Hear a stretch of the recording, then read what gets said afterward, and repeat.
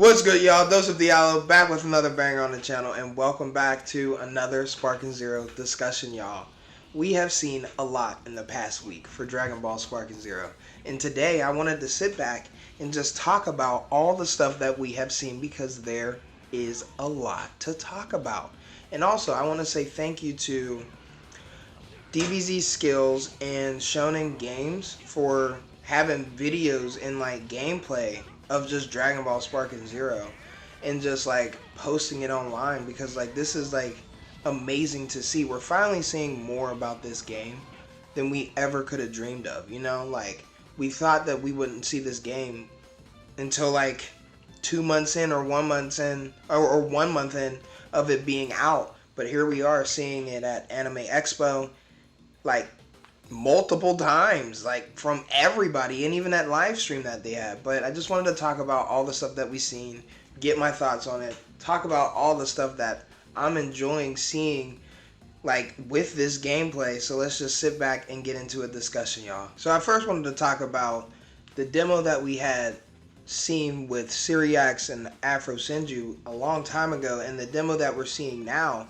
because the animations and all like the supers, the camera work, and even the way like the players are moving, like the characters are Dragon Ball characters, they're all really fluid. You can tell that this is like an updated version of the demo. Maybe like not like the final stages of the demo, it might be, because the camera still has moments where it goes under the ground. Honestly, that's not something that bothers me too much with this game, because you have to have a dynamic camera in order to capture what's happening on the screen. The game is like supposed to be built on being like one screen shared by one player, well, one screen shared by two players. It wasn't intended to be a split screen game because they wanted to be an online game, a game that you could play with everybody around like the world. I guess it's because they wanted to see, I guess they want to see if it can do as well as Budokai Tenkaichi 3 did. Because I think there was Budokai Tenkaichi 3 tournaments and stuff, and I'd be really excited to see if there was tournaments for this game. But the way it's playing right now, and the way it's looking, it seems like it could be another tournament game like Tekken, Mortal Kombat, all that type of stuff. Because we have Dragon Ball Fighters for like tournament brackets, but I want to see other games, because you don't have Xenoverse. Xenoverse is just a game that you shouldn't even be playing online. Xenoverse is very cheesy, but we're not going to get into that. Dragon Ball Sparking Zero, though, looks like it's going to take from all angles of those games and make it into something else for all of us to enjoy and also reminisce on, because the older games are still around. Budokai Tenkaichi 3 is golden. Nobody can deny that, and nobody will say otherwise. The other games that came out after that, like Rage and Blast 1 and 2, they're improving on that because this is Spike Chunsoft that's also making it. So they're listening around and all over to everybody's like opinions and what they think that could happen with this game. But also don't like, I guess, overdo it, because there is a lot of stuff that I'd be like, I don't know. I don't see why we're nitpicking it, like, but we know for sure it's going to change, because the game was like, the game's still 3 months out. We got time until October 11th. So right now, everything that they're doing and with everybody that's playing the game, we're getting to see all the stuff that they can work out in those 3 months, because the animations and the supers look great. You can tell that they're pulling like all this from like the anime and the manga, and I appreciate that, because they're giving us different type of original moves for characters. We don't have that much.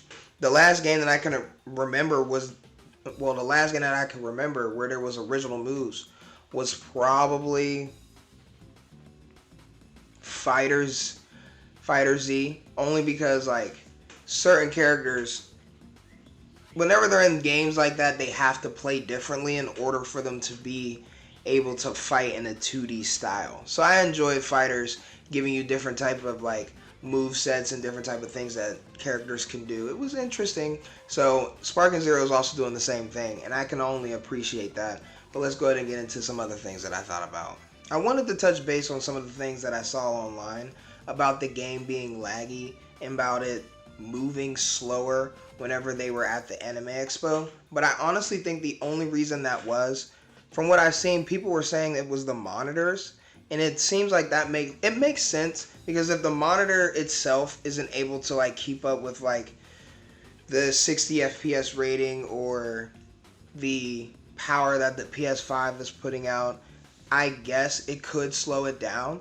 But then again, the game is still 3 months out, so they have time to fix that, to fix the frame rate issues and fix what people were saying is that the PS5 was overheating itself.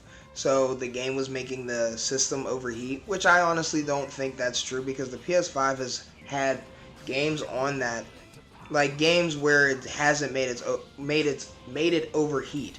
They have like Call of Duty Black Ops Cold War, Call of Duty Modern Warfare 3. Those games are huge. Mortal Kombat 1. Like, those games don't get laggy whenever you're in those online matches. That deals with mostly like network issues and stuff like that. People are saying it's lagging in like local play. I don't think that could happen in a game like that, especially if it's like designed mainly to even fight against computers sometimes if you're trying to train between them.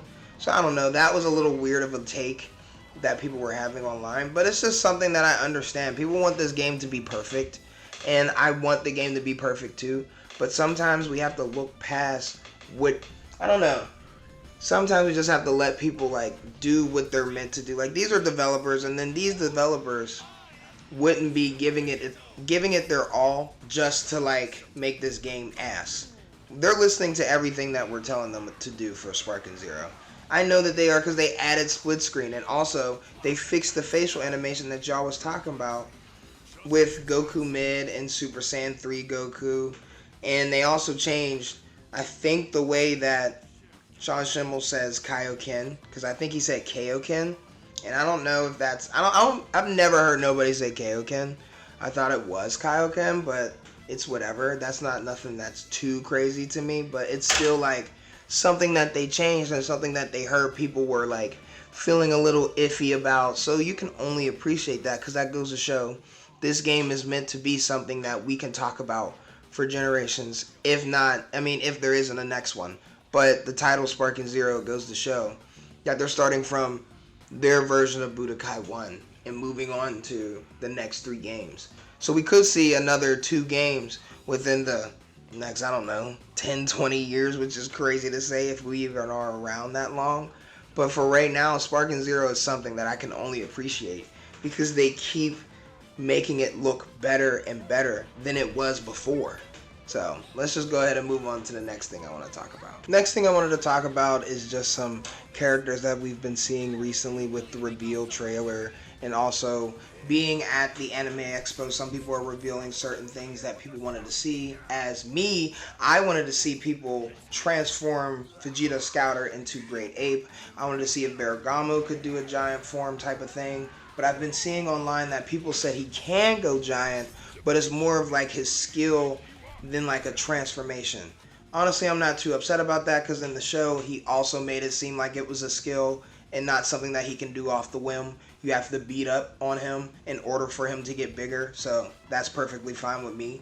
But then again, that goes back to the Super Saiyan Blue Evolution Vegeta like topic that people had, because people were saying that Super Saiyan Blue Evolution shouldn't be a skill, but necessarily I prefer it to be a skill, only because Super Saiyan Blue Evolution is just Vegeta but bluer.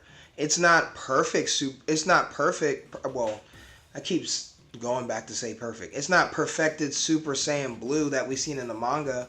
Now, if it was that type of thing, I'd be perfectly fine with seeing that, because at least the manga makes perfected Super Saiyan Blue look a lot more optimal than Super Saiyan Blue Evolution Vegeta is, because he doesn't use that form at all. Ever since he's gotten it, he's never done it again, unless he's done it in Dragon Ball Super Broly, but I don't remember him doing that. And then I don't even know if he's done it. He didn't even do it in Dragon Ball Superhero, but then again, that movie was about Gohan, so he couldn't have done it in that. But what I'm saying is that he doesn't even use that transformation as much as like we think he does. So the fact that they made it a skill is something to basically save character slots, which is also another thing that I want to talk about. Character slots is we're going to not have certain characters that we want to see in this game, and it's going to suck because a lot of people want to see GT, and I personally want to see a lot of movie characters. I want to see Broly from Dragon Ball Z. I want to see Janemba. I want to see Turles. I want to see, Cooler, Salza. Like, I used to play them in Budokai Tenkaichi 3. That's funny that I'm even talking about that. But still, the fact that they haven't been revealed yet just goes to show it could be DLC. Is DLC a bad thing? Not really, because a lot of games already have DLC nowadays. So what can we do? Like, for real, what can we do? And then also, the fact that giant characters, we're getting more giant characters. We got Analaza, which is crazy because this is literally the first game that I've seen them in. And I appreciate that they're adding people that we don't really see from Dragon Ball games. So that gives me another thought. We might even see Cell Max. He might make it in the base game, but we still have multiple months until we see more trailers and more reveals. And I didn't even get into GT because GT is something that I don't want to see too much of because I only like Super 17, Super Saiyan 4, and Baby Vegeta. That's all I really care for GT. But let's go ahead and close up my thoughts because Sparking Zero is something that I can't wait for, y'all. Man, we have made it, y'all. We are in the end game, the last 3 months of the greatest Dragon Ball game, if not the greatest anime game dropping. And I couldn't be more excited. I'm just more excited to see the characters that we're going to get in this game. Only because we have 63 more slots left. Yes, they could be a bunch of random characters, but don't you like that? We missed that in Budokai Tenkaichi 3. They added so many random characters. Dr. Wheelo.